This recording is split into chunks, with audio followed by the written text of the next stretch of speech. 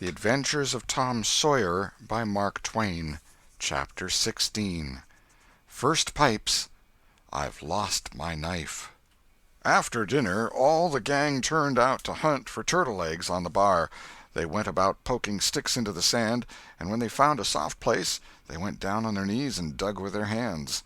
Sometimes they would take 50 or 60 eggs out of one hole.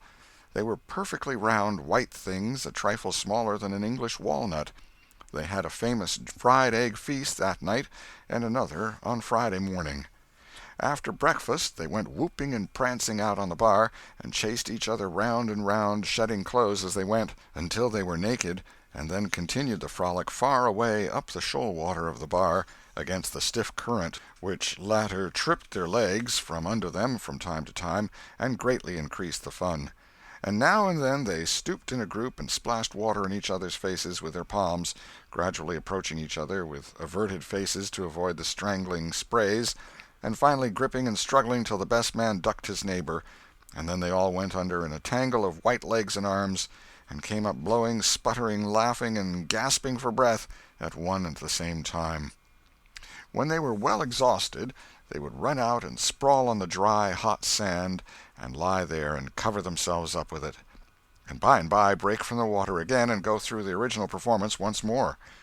Finally it occurred to them that their naked skin represented flesh-colored tights very fairly, so they drew a ring in the sand and had a circus, with 3 clowns in it, for none would yield this proudest post to his neighbor. Next they got their marbles and played knucks and ring-taw and keeps till that amusement grew stale. Then Joe and Huck had another swim, but Tom would not venture, because he found that in kicking off his trousers he had kicked his string of rattlesnake rattles off his ankle, and he wondered how he had escaped cramps so long without the protection of this mysterious charm. He did not venture again until he had found it, and by that time the other boys were tired and ready to rest. They gradually wandered apart, dropped into the dumps, and fell to gazing longingly across the wide river to where the village lay drowsing in the sun. Tom found himself writing Becky in the sand with his big toe. He scratched it out and was angry with himself for his weakness. But he wrote it again, nevertheless. He could not help it. He erased it once more, and then took himself out of temptation by driving the other boys together and joining them. But Joe's spirits had gone down almost beyond resurrection. He was so homesick that he could hardly endure the misery of it. The tears lay very near the surface. Huck was melancholy, too. Tom was downhearted, but tried hard not to show it. He had a secret which he was not ready to tell yet, but if this mutinous depression was not broken up soon, he would have to bring it out. He said, with a great show of cheerfulness, "I bet there's been pirates on this island before, boys. We'll explore it again. They've hid treasures here somewhere. How'd you feel to light on a rotten chest full of gold and silver, hey?" But it roused only a faint enthusiasm, which faded out with no reply. Tom tried 1 or 2 other seductions, but they failed, too. It was discouraging work. Joe sat poking up the sand with a stick and looking very gloomy. Finally he said, "Oh, boys, let's give it up. I want to go home. It's so lonesome." "Oh, no, Joe, you'll feel better by and by," said Tom. "Just think of the fishing that's here." "I don't care for fishing. I want to go home." "But, Joe, there ain't such another swimming place anywhere." "Swimming's no good. I don't seem to care for it, somehow, when there ain't anybody to say I shan't go in. I mean to go home."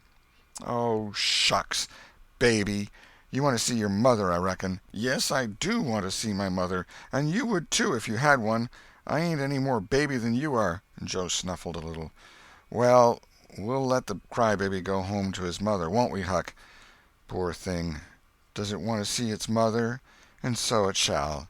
You like it here, don't you, Huck? We'll stay, won't we?" Huck said, "Yes," without any heart in it. "I'll never speak to you again as long as I live," said Joe, rising. "There, now," and he moved moodily away and began to dress himself. "Who cares?" said Tom. "Nobody wants you to. Go 'long home and get laughed at. Oh, you're a nice pirate. Huck and me ain't crybabies. We'll stay, won't we, Huck? Let him go if he wants to. I reckon we can get along without him, p'raps." But Tom was uneasy, nevertheless, and was alarmed to see Joe go sullenly on with his dressing. And then it was discomforting to see Huck eyeing Joe's preparations so wistfully and keeping up such an ominous silence. Presently, without a parting word, Joe began to wade off toward the Illinois shore. Tom's heart began to sink. He glanced at Huck. Huck could not bear the look and dropped his eyes. And then he said, "I want to go too, Tom. It was getting so lonesome anyway, and now it'll be worse. Let's us go too, Tom." "I won't. You can all go if you want to. I mean to stay." "Tom, I better go." "Well, go along. Who's hindering you?" Huck began to pick up his scattered clothes, and he said, "Tom, I wish you'd come too. Now you think it over. We'll wait for you when we get to the shore." "Well, you'll wait a blame long time, that's all." Huck started sorrowfully away, and Tom stood looking after him, with a strong desire tugging at his heart to yield his pride and go along too. He hoped the boys would stop, but they still waded slowly on. It suddenly dawned on Tom that it was become very lonely and still. He made one final struggle with his pride, and then darted after his comrades, yelling, "Wait! Wait! I want to tell you something." They presently stopped and turned around. When he got to where they were, he began unfolding his secret, and they listened moodily, till at last they saw the point he was driving at. And then they set up a war-whoop of applause, and said it was splendid, and said if he had told them at first they wouldn't have started away. He made a plausible excuse, but his real reason had been the fear that not even the secret would keep them with him any very great length of time, and so he had meant to hold it in reserve as a last seduction. The lads came gaily back and went at their sports again with a will, chattering all the time about Tom's stupendous plan and admiring the genius of it.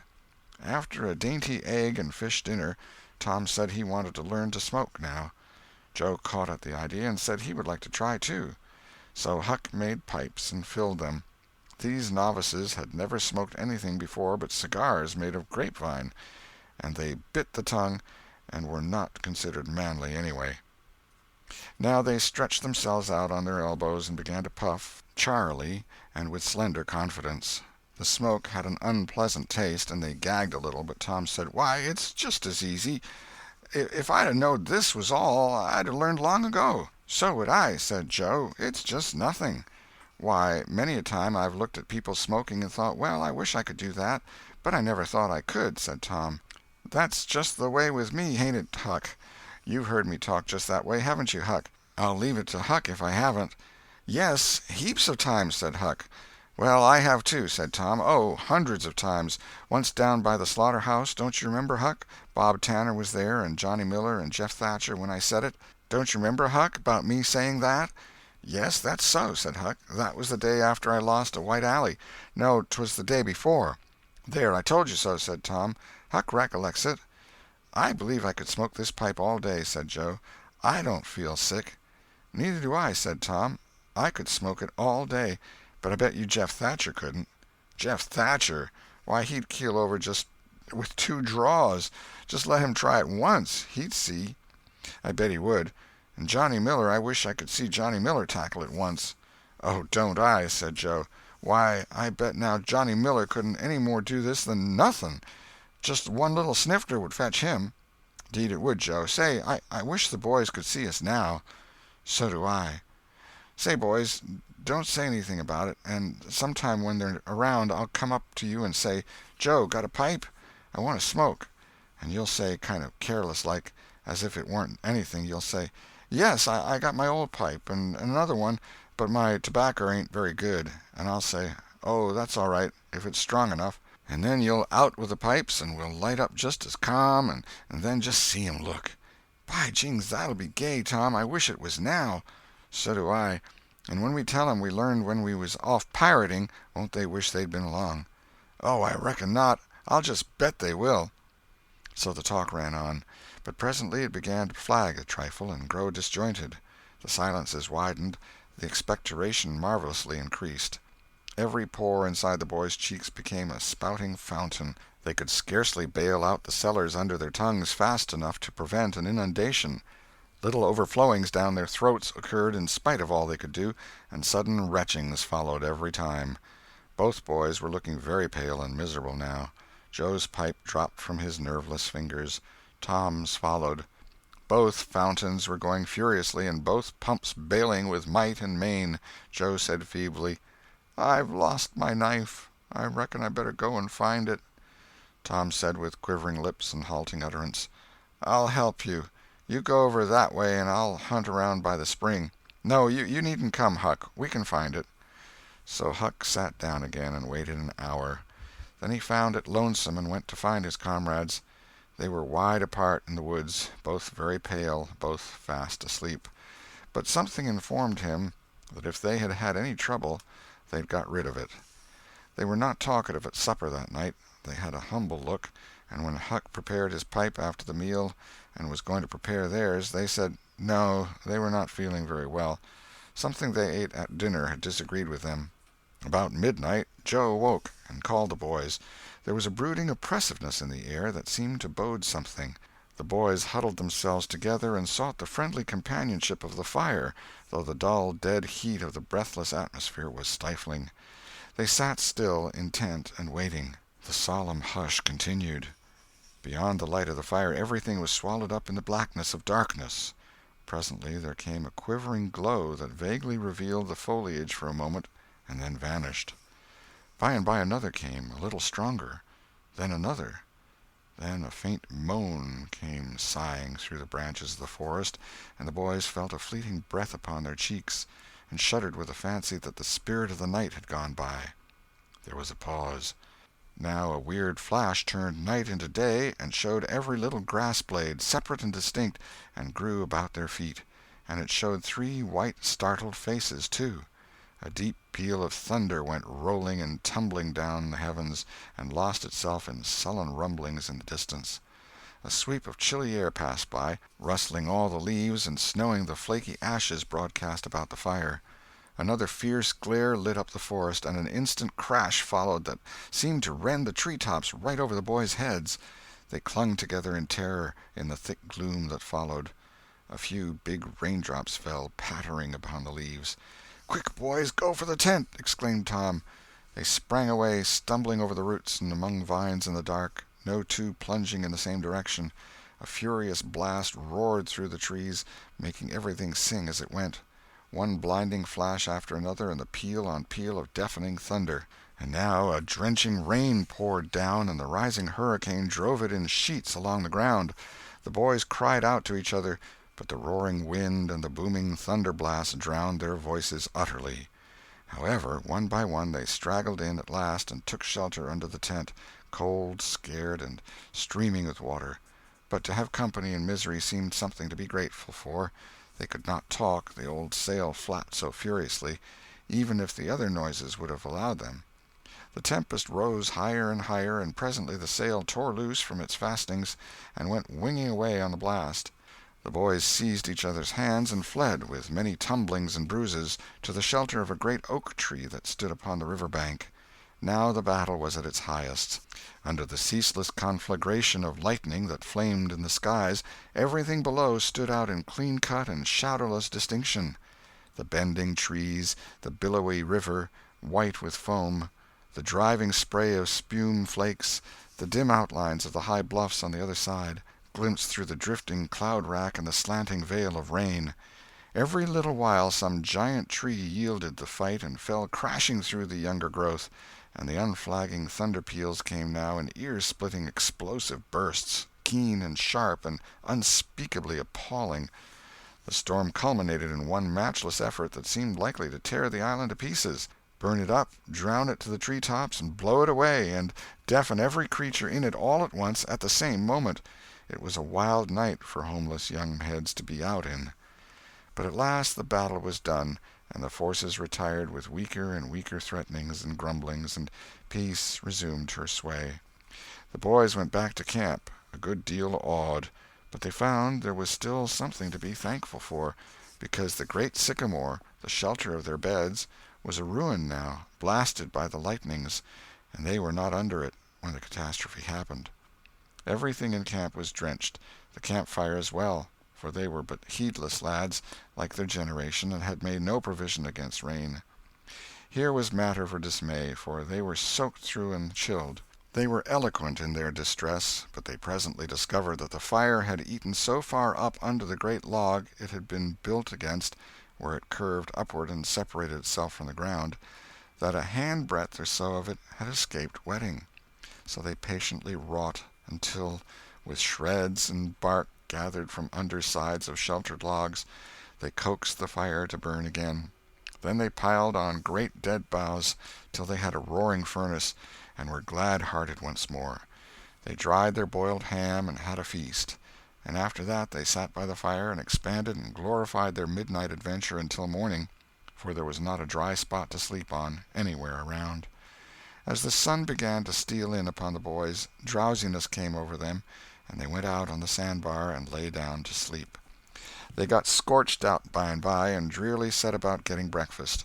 After the meal they felt rusty and stiff-jointed and a little homesick once more. Tom saw the signs, and fell to cheering up the pirates as well as he could. But they cared nothing for marbles or circus or swimming or anything. He reminded them of the imposing secret and raised a ray of cheer. While it lasted he got them interested in a new device. This was to knock off being pirates for a while and be Indians for a change. They were attracted by this idea, so it was not long before they were stripped and striped from head to heel with black mud like so many zebras, all of them chiefs, of course, and then they went tearing through the woods to attack an English settlement. By and by they separated into 3 hostile tribes, and darted upon each other from ambush with dreadful war-whoops, and killed and scalped each other by thousands. It was a gory day. Consequently it was an extremely satisfactory one. They assembled in camp towards supper-time, hungry and happy. But now a difficulty arose. Hostile Indians could not break the bread of hospitality together without first making peace, and this was a simple impossibility without smoking a pipe of peace. There was no other process that they ever had heard of. 2 of the savages almost wished they had remained pirates. However, there was no other way. So, with such show of cheerfulness as they could muster, they called for the pipe and took their whiff as it passed in due form. And behold, they were glad they had gone into savagery, for they had gained something. They found that they could now smoke a little without having to go and hunt for a lost knife. They did not get sick enough to be seriously uncomfortable. They were not likely to fool away this high promise for lack of effort. No, they practiced cautiously, after supper, with right fair success, and so they spent a jubilant evening. They were prouder and happier in their new acquirement than they would have been in the scalping and skinning of the 6 nations. We will leave them to smoke and chatter and brag, since we have no further use for them at present. End of Chapter 16. Chapter 17. Pirates at Their Own Funeral. But there was no hilarity in the little town that same tranquil Saturday afternoon. The Harpers and Aunt Polly's family were being put into mourning, with great grief and many tears. An unusual quiet possessed the village, although it was ordinarily quiet enough in all conscience. The villagers conducted their concerns with an absent mind, and talked little, but they sighed often. The Saturday holiday seemed a burden to the children. They had no heart in their sports, and gradually gave them up. In the afternoon Becky Thatcher found herself moping about the deserted schoolhouse yard and feeling very melancholy, but she found nothing there to comfort her. She soliloquized, "Oh, if I only had a brass andiron knob again! But I haven't got anything now to remember him by," and she choked back a little sob. Presently she stopped and said to herself, "It was right here. Oh, if it was to do over again, I wouldn't say that. I wouldn't say it for the whole world. But he's gone now. I'll never, never, never see him any more." This thought broke her down, and she wandered away, with the tears rolling down her cheeks. Then quite a group of boys and girls, playmates of Tom's and Joe's, came by, and stood looking over the paling fence, and talking in reverent tones of how Tom did so-and-so the last time they saw him, and how Joe said this and that small trifle, pregnant with awful prophecy, as they could easily see now, and each speaker pointed out the exact spot where the lost lad stood at the time, and then added something like, "And I was a-standing just so, just as I am now, and as if you was him, I was as close as that, and he smiled just this way, and then something seemed to go all over me, like awful, you know, and I never thought what it meant. Of course, but I can see now." Then there was a dispute about who saw the dead boys last in life, and many claimed that dismal distinction, and offered evidences, more or less tampered with by the witness. And when it was ultimately decided who did see the departed last, and exchanged the last words with them, the lucky parties took upon themselves a sort of sacred importance, and were gaped at and envied by all the rest. One poor chap, who had no other grandeur to offer, said, with tolerably manifest pride in the remembrance, "Well, Tom Sawyer, he licked me once." But that bid for glory was a failure. Most of the boys could say that, and so that cheapened the distinction too much. The group loitered away, still recalling memories of the lost heroes in awed voices. When the Sunday school hour was finished the next morning, the bell began to toll instead of ringing in the usual way. It was a very still Sabbath, and the mournful sound seemed in keeping with the musing hush that lay upon nature. The villagers began to gather, loitering a moment in the vestibule to converse in whispers about the sad event. But there was no whispering in the house, only the funereal rustling of dresses as the women gathered to their seats disturbed the silence there. None could remember when the little church had been so full before. There was finally a waiting pause, an expectant dumbness, and then Aunt Polly entered, followed by Sid and Mary, and they by the Harper family, all in deep black, and the whole congregation, the old minister as well, rose reverently and stood until the mourners were seated in the front pew. There was another communing silence, broken at intervals by muffled sobs, and then the minister spread his hands abroad and prayed. A moving hymn was sung, and the text followed, "I am the resurrection and the life." As the service proceeded, the clergyman drew such pictures of the graces, the winning ways, and the rare promise of the lost lads, that every soul there, thinking he recognized these pictures, felt a pang in remembering that he had persistently blinded himself to them always before, and had as persistently seen only faults and flaws in the poor boys.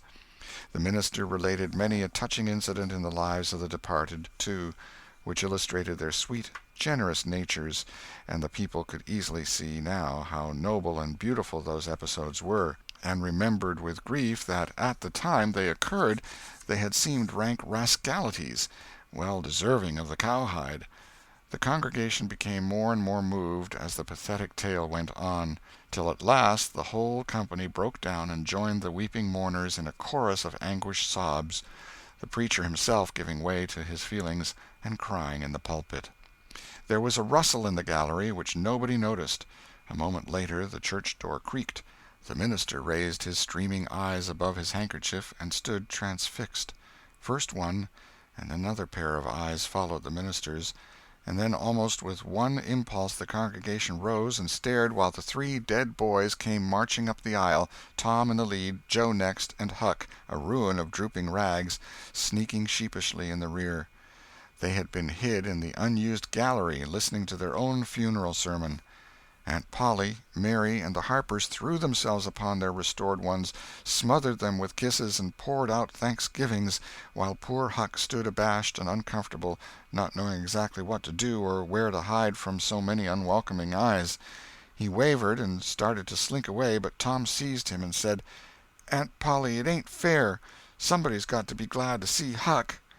"And so they shall. I'm glad to see him, poor motherless thing." And the loving attentions Aunt Polly lavished upon him were the one thing capable of making him more uncomfortable than he was before. Suddenly the minister shouted at the top of his voice, "Praise God, from whom all blessings flow! Sing, and put your hearts in it!" And they did. Old Hundred swelled up with a triumphant burst, and while it shook the rafters, Tom Sawyer the pirate looked around upon the envying juveniles about him, and confessed in his heart that this was the proudest moment of his life. As the souled congregation trooped out, they said they would almost be willing to be made ridiculous again to hear Old Hundred sung like that once more. Tom got more cuffs and kisses that day, according to Aunt Polly's varying moods, than he had earned before in a year, and he hardly knew which expressed the most gratefulness to God and affection for himself. End of chapter 17.